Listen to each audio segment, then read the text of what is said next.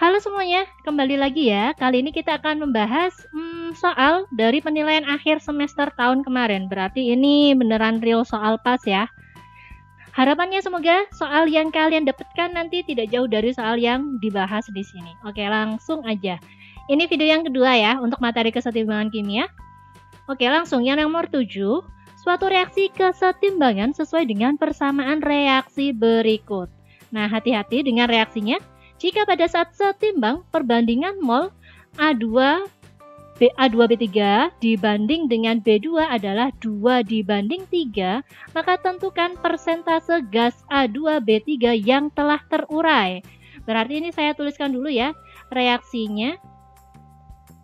Ini adalah A2B3 berubah menjadi A2, nah agak geser, A2 dan B2. Nah, ini hati-hati dengan koefisien reaksi.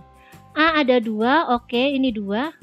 Oke, ini gini, saya nggak pingin ada angka pecahan gitu kan. Maka ini saya tulis 2. Maka A jumlahnya 4, ini juga 2. Yang B jumlahnya 6, maka di sini ada 3. Di sini saya tuliskan mula-mula reaksi setara. Nah, pada saat setimbang A2B3 itu 2, B2-nya adalah 3. Maka ini saya tuliskan 3, A2B3 itu adalah 2. Gini ya. Nah, untuk menentukan yang bereaksi berapa, itu kita melihatnya dari sini. Nggak boleh dari sini ya, karena ini adalah sisa dari reaktan. Maka angka 3 kita naikkan ke atas. Jika kita udah tahu ini angka 3, maka angka 3 dibagi 3 dikali 2 dapatnya 2. 3 dibagi 3 dikali 2 dapatnya 2. Nah, ini angka 2. Selanjutnya, ini yang harus kita cari. Jika ini angka 2, ini angka 2 berarti di sini adalah 4. Di mana 4 dikurangi 2 hasilnya 2 ya. Itu ceritanya. Nah, karena yang ditanyakan adalah persentase gas A2B3 yang telah terurai, maka saya tuliskan persentase A2B3 yang terurai itu adalah jumlah mol yang bereaksi dibagi dengan jumlah mol mula-mula dikali 100%. Nah, udah kelihatan ya. Yang bereaksi itu adalah yang ini, angka 2. Mula-mula kita punya 4, berarti dikali 100%, kita dapat 50%.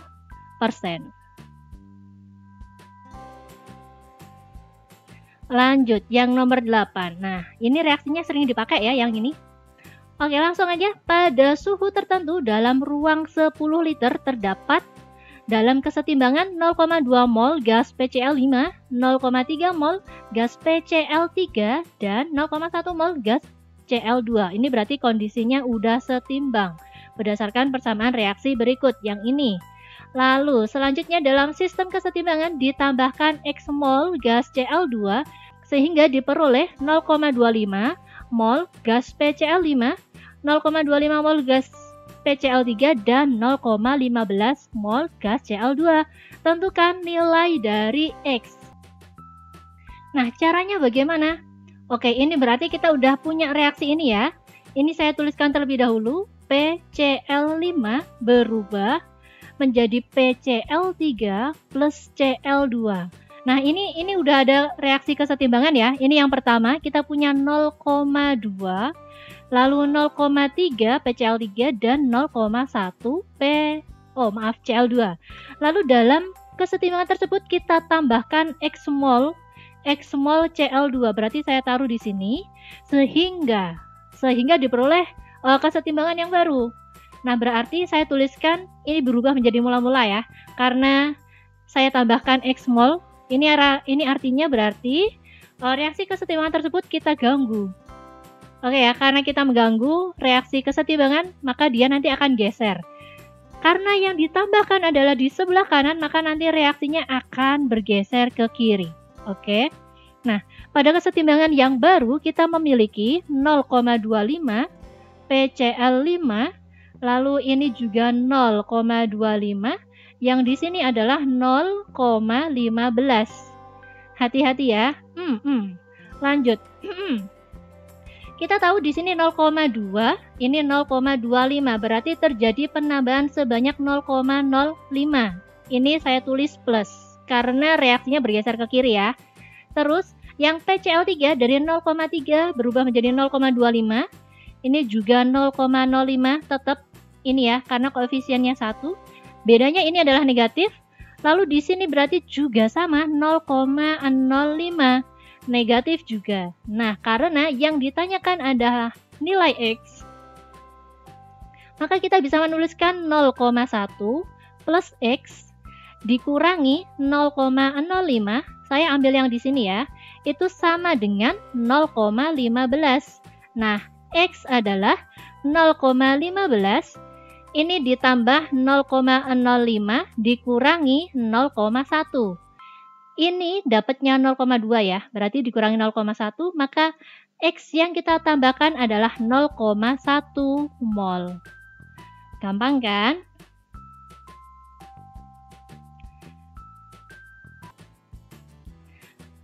Yang nomor 10. Bentar ya, nomor 10. Nomor 10, pada temperatur 200 Kelvin, harga Kc untuk reaksi kesetimbangan gas berikut adalah 473. Lalu, jika nilai R-nya sekian, maka harga Kp. Oke. Nggak usah pusing dulu ya. Ini memang benar udah dikasih nilai R, udah dikasih nilai T. Tapi yang paling penting di sini adalah nilai delta N yang harus kita tentukan terlebih dahulu. Delta N adalah koefisien dari produk dikurangi koefisien dari reaktan. Nah, untuk produk, koefisiennya adalah ini 1 ya, berarti 2 dikurangi reaktan juga 2, ini 0, maka nilai Kp sama dengan nilai Kc. Nilai Kc-nya 473, maka jawabannya adalah yang D.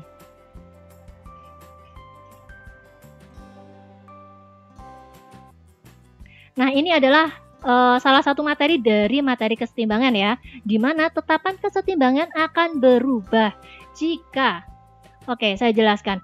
Awalnya reaksinya saya tuliskan P plus Q berubah menjadi R plus S. Lalu reaksinya saya balik nih, berubah menjadi R plus S berubah menjadi P plus Q. Ini reaksinya dibalik kan? Maka nilai K-nya juga berubah. Karena ini dibalik, maka nilai K-nya juga harus dibalik.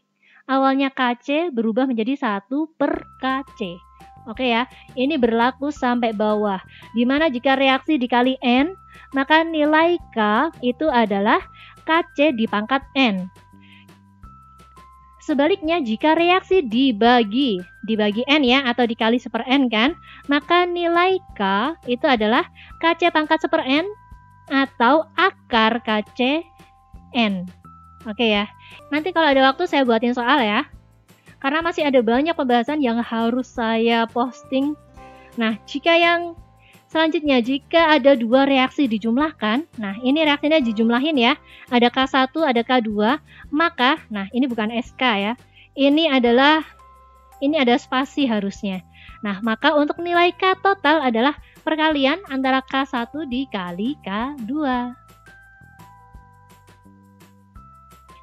Nah, ini adalah pembahasan tentang pergeseran reaksi kesetimbangan. Tenang, di belakang ini ada contoh soalnya. Ya, ini saya berikan pembahasannya dulu atau materinya terlebih dahulu. Kesetimbangan itu dia dipengaruhi oleh suhu, konsentrasi, tekanan, dan juga volume. Tetapi tidak dipengaruhi oleh katalis. Nah, kalau suhu itu dipengaruhi oleh jenis reaksinya. Apakah dia endo ataupun ekso?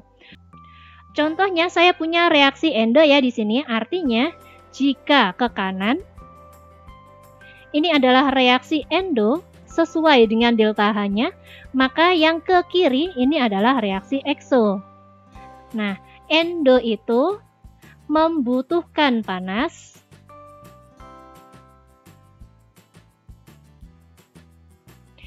sebaliknya yang ekso itu menghasilkan panas, Maka jika saya punya reaksi endo yang ini, ketika suhunya diperbesar atau suhu dinaikkan, maka reaksi akan bergeser ke arah endoterm. Maka jika suhu diperbesar, reaksinya bergeser ke endo reaksinya adalah ke kanan ya, maka reaksi bergeser ke kanan. Sebaliknya, jika suhu diturunkan, maka reaksi akan bergeser ke reaksi eksoterm. Eksoterm arahnya ke kiri, maka reaksi kesetimbangan akan bergeser ke kiri. Gitu cara membacanya. Oke ya.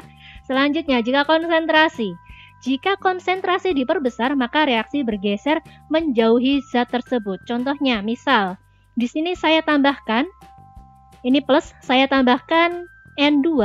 N2 kan ada di sebelah kiri, maka reaksinya akan bergeser ke kanan. Sebaliknya, jika saya tambahkan NH3 di dalam kesetimbangan, NH3 ada di sebelah kanan, maka dia akan menjauhi NH3 ya, berarti dia akan bergeser ke kiri.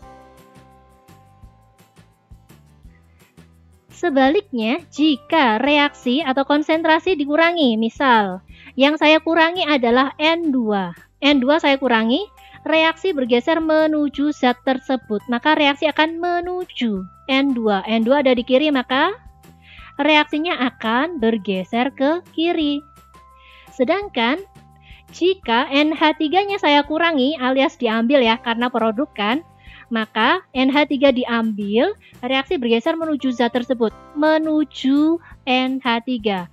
Maka reaksi bergeser ke kanan. Nah, untuk masalah tekanan dan volume, mereka saling berkebalikan. Jika tekanan diperbesar, maka reaksi bergeser ke koefisien kecil. Nah, ini ada di sini ya. Jika tekanan diperbesar, efeknya akan sama dengan jika volume diperkecil. Nah, maksudnya koefisien besar, koefisien kecil, ini kita lihat di dalam reaksi kesetimbangan. Ini koefisiennya 1, ini koefisiennya 3, berarti di sini koefisiennya 4 ya. Sedangkan yang di sebelah kanan alias produk koefisiennya adalah 2. Nah, ketika tekanan diperbesar, maka reaksi akan bergeser ke koefisien kecil. Koefisien kecil ada di sini, maka reaksinya bergeser ke kanan. Nah, efek yang sama juga terjadi jika volumenya, saya balik ya, tekanan diperbesar maka volume diperkecil. Volume diperkecil, reaksi bergeser ke koefisien kecil. Koefisien kecil, nah reaksi bergeser ke kanan. Seperti itu maksudnya. Langsung ya ke soal yang nomor 10. Pada reaksi kesetimbangan berikut, faktor berikut yang akan menyebabkan pergeseran kesetimbangan ke arah kanan adalah, nah ini berarti nilainya positif ya, berarti ini adalah endo, lalu yang diminta adalah arah ke kanan, berarti yang diminta adalah ke arah endo. Agar bisa berjalan ke arah endo, maka suhu harus diperbesar. Nah, ada nggak? Nah, ini suhu dinaikkan ya. Sedangkan untuk masalah tekanan dan volume, kita lihat ini koefisiennya 1, 1, berarti di sebelah kiri ada 2. Yang sebelah kanan 1, 1, ini juga 2. Maka pada kondisi ini, kesetimbangan yang ini, tekanan dan juga volume itu tidak berpengaruh. Maka jawabannya adalah yang B. Oke, yang 11 ada reaksi kesetimbangan nih. Nah, ini ada koefisien ya. Lalu delta H-nya ini negatif, berarti ini adalah ekso. Lalu kesetimbangan akan bergeser ke arah kiri apabila ke arah kiri. Nah, yang sesuai dengan delta H ini adalah ekso. Yang sesuai itu berarti reaksinya ke kanan. Maka yang ke kiri adalah reaksi endo. Dan yang diinginkan adalah ke kiri ya. Maka kita ingin endo, maka suhu harus dinaikkan. Nah, ada nggak? Nah, suhu ditingkatkan. Yang ini benar, suhu diturunkan ini berarti salah. Lalu, koefisiennya ini 1, ini 2, berarti di sebelah kiri ada 3, di sebelah kanan ada 3. Maka pada kondisi ini, tekanan dan juga volume tidak berpengaruh. Maka volume. Nah, selanjutnya berarti yang belum tinggal konsentrasi ya. Konsentrasi C. Nah, kalau konsentrasi diturunkan, reaksi akan bergeser menuju ke zat yang diturunkan, alias dia akan menuju ke kanan. Berarti ini juga salah, maka jawabannya adalah yang E. Yang nomor 12, untuk reaksi pembuatan SO3 berdasarkan persamaan reaksi berikut. Maka, hal yang harus dilakukan untuk memperoleh SO3 sebanyak mungkin. Berarti ini yang diinginkan adalah reaksi berjalan ke kanan ya. Oke, kita lihat delta H ini berarti positif. Maka, yang sesuai dengan delta H adalah reaksi ke kanan dan ini adalah endo. Yang diinginkan ke kanan, berarti yang diinginkan adalah reaksi endoterm. Maka, suhunya harus diperbesar. Selanjutnya, nah untuk, bentar ya, kita cek dulu suhunya ada nggak?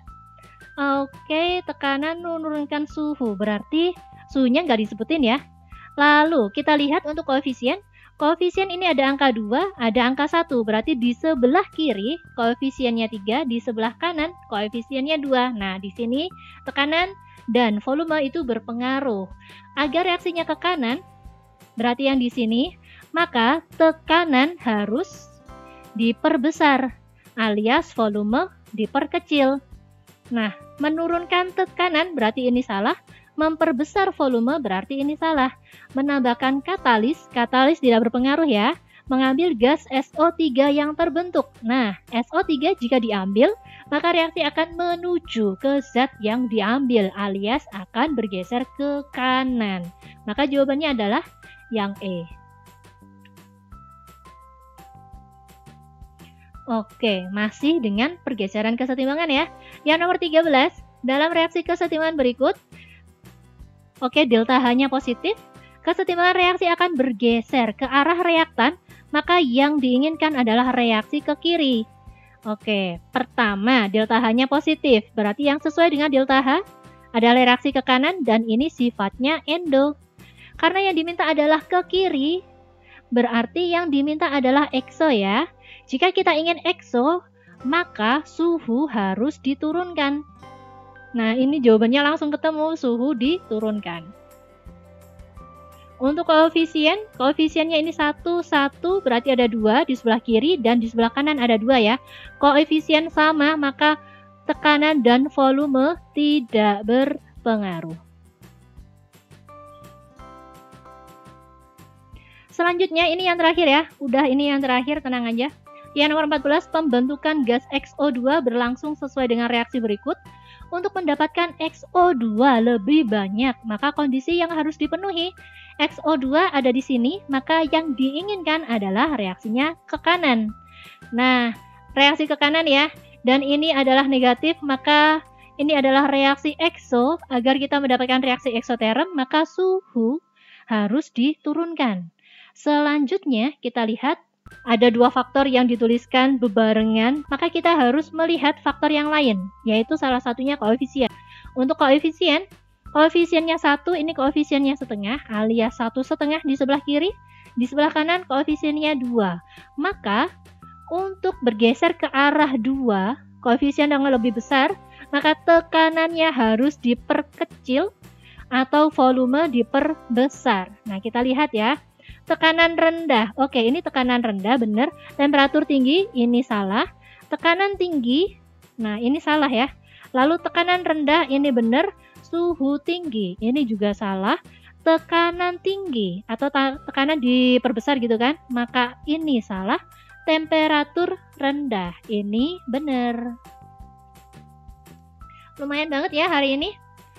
Oke, sampai di sini dulu materi kesetimbangan. Tetap semangat ya dan rajin belajar. Saya yakin kalian pasti bisa mengerjakan soal penilaian akhir semester. Tetap semangat dan sampai ketemu di video selanjutnya. Terima kasih.